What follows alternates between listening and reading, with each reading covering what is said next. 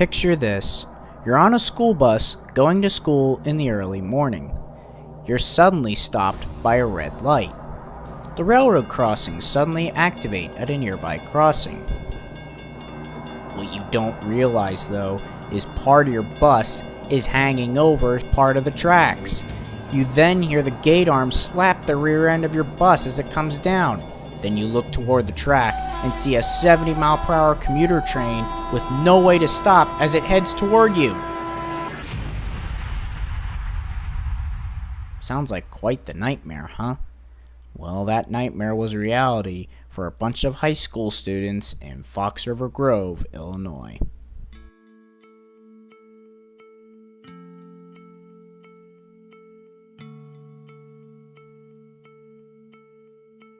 On October 25th, 1995, Metra Express 624 is departing Crystal Lake Station bound for Chicago.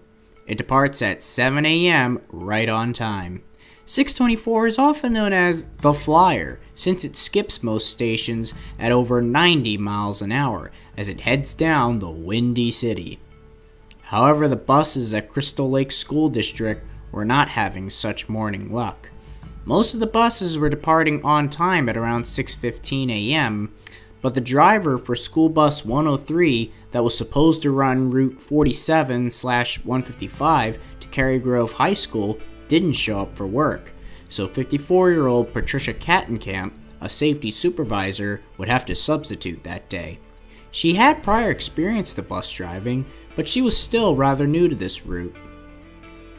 By the time she was ready to leave, the bus was already 20 minutes late. It was a rather cold fall morning, so some of the students still waiting outside had to quote-unquote huddle together to keep warm. The first two kids were picked up at the first stop at 6:55 a.m. The two helped guide her through the route so she knew exactly where to go. By 7:05, the roads were backing up with the typical rush hour traffic. But as for 624, it was flying down the tracks at 60 miles an hour with no traffic stopping it. At 7:10, the last of 39 kids finally got on the bus, so now it was time to get to school. Freshman John Afson sat in the third row after sophomore Joe Calty, who stated that the back was for upperclassmen like himself and the front was for freshies like John. That little move would prove critical later. Seconds later, the train and bus's paths had to intersect at the Algonquin Road railroad crossing. They were approaching it around the same time, but the bus got there first. Kattenkamp stopped, looked, and listened, but she said she saw no train coming and proceeded across. But immediately after she started moving, a red traffic light stopped her at the other side of the crossing at an intersection. Behind the bus was Jim Hummela. He was stopped behind the bus and noticed a headlight from the approaching Metra. Suddenly, the crossings activate, warning of the oncoming Metra. Jim was rather concerned about where the bus was stopped, and he noticed the gate slap the buses from behind. Then Jim knew something was wrong. 3 inches of the bus's back hung over the tracks, and the Flyer is going full speed towards it. The engineer and the students were now facing one of the worst nightmares possible. The engineer could only slam his brakes, blow his horn, and pray the bus got out of the way. The kids at first joked about the situation, but when they saw how fast the train was approaching them, they began to panic and scream at the back of the bus. Then Jim realized that the Flyer coming through. The kids were freaking out. They were screaming, "There's a train coming! There's a train coming! Move! Move!" Some of them even tried to make efforts to get out of the bus on their own. Jim Hummela behind the bus was yelling, "Go! Go! Go!" Patricia Kattenkamp, however, was confused from the screaming and didn't understand. Sadly, no one's prayers were answered.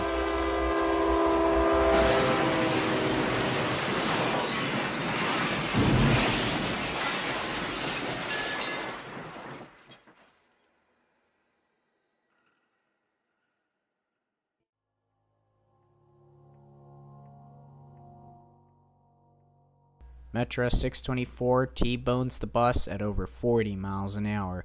The force of the impact shears the whole passenger compartment off the chassis of the bus, spinning it 180 degrees onto the side of the tracks.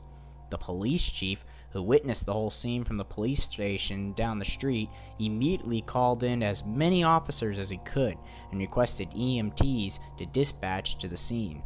Helen Gretchel, a nurse for the dying, ran out of the nearby coffee shop to help save some of the badly injured students. Rescuers worked frantically to free the students from the mangled wreck of what was once their bus, while anxious parents awaited the news of their kids' conditions. 5 kids died on impact, and 2 others died not long after the impact.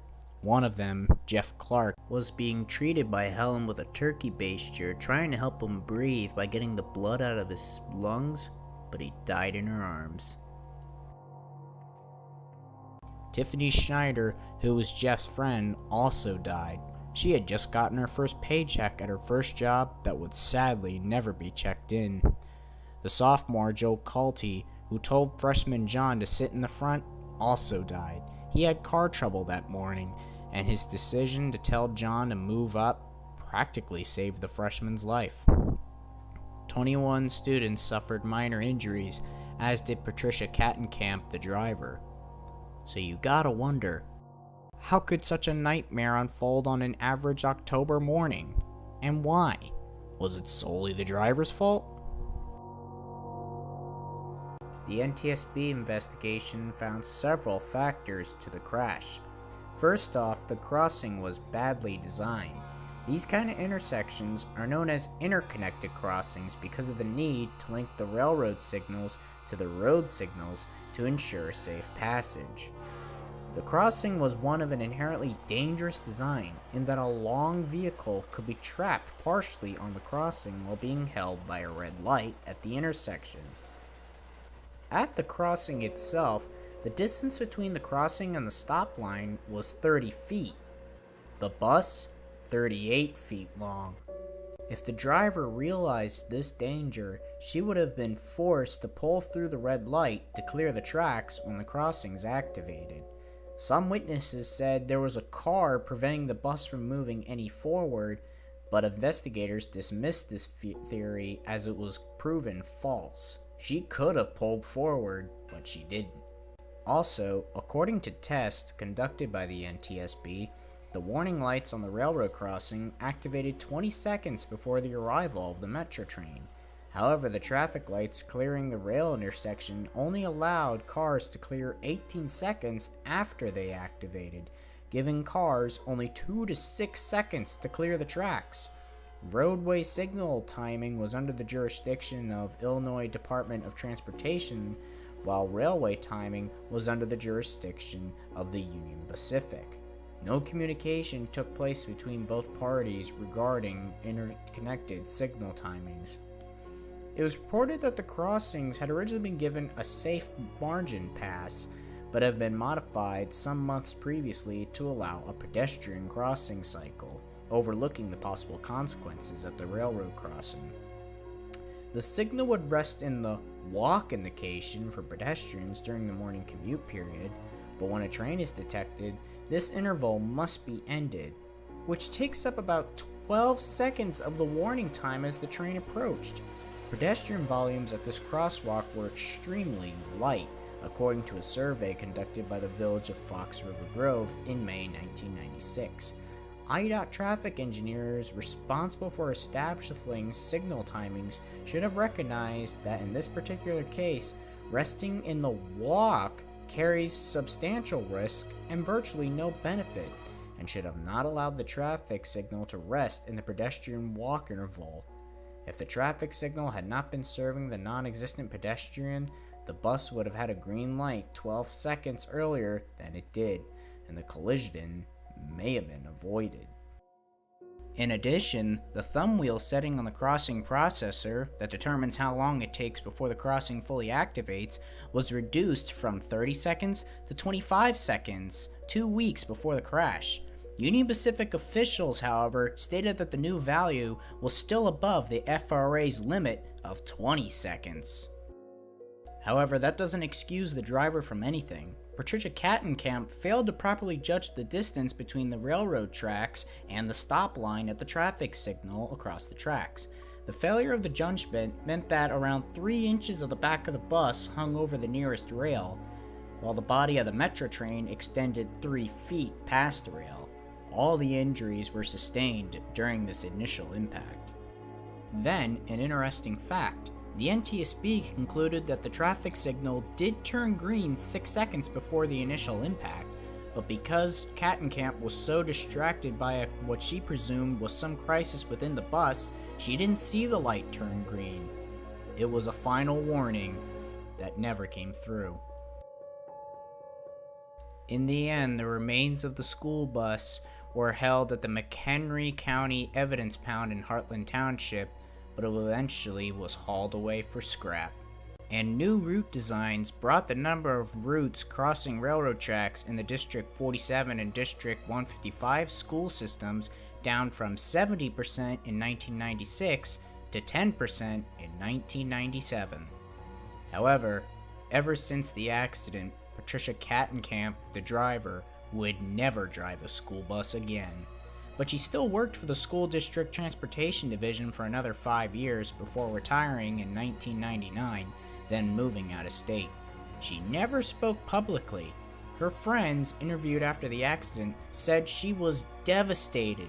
So was the train's engineer, Ford Dotston Jr., who wept during the 1996 NTSB hearing while recalling his inability to stop the train in time.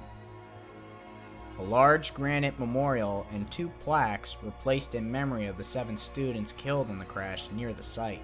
The Fox River Grove Public Library was renamed the Fox River Grove Memorial Library, which includes an outdoor memorial seating area with the names of the 7 students. A memorial outside the high school the bus was headed to was also added. 23 years have passed since the accident. Bus routes now don't go over train tracks as often across the United States, so hopefully an accident like this never happens again.